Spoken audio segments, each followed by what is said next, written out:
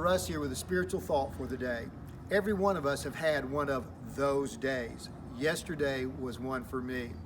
I knew it was going to be a long day. I had to record the message for the weekend. I had several other things I needed to record and do.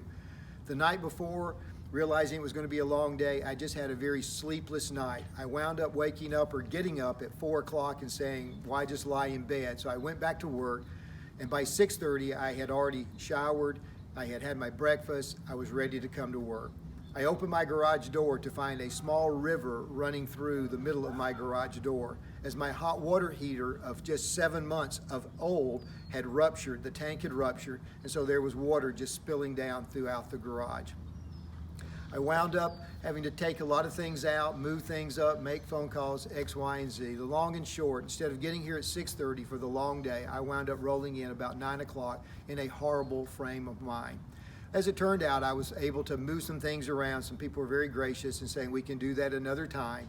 And obviously, I'm still standing today.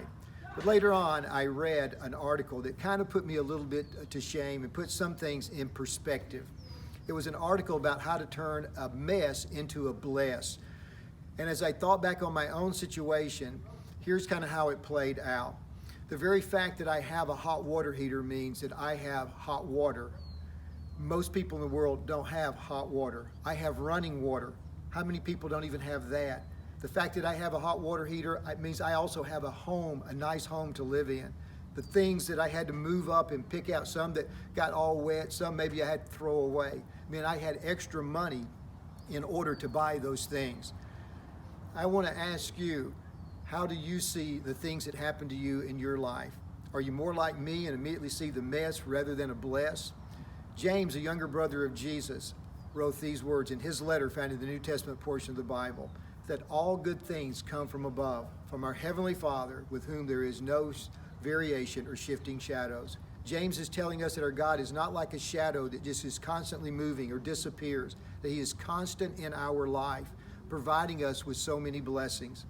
So much of life and how we view it depends on our attitude and how we see things. So the next time you're grumpy about washing those dirty dishes, just remember, you have dirty dishes because you had something nice to eat. I hope the next time you have one of those days, maybe you can turn the mess into a bless a lot sooner than I was able to do.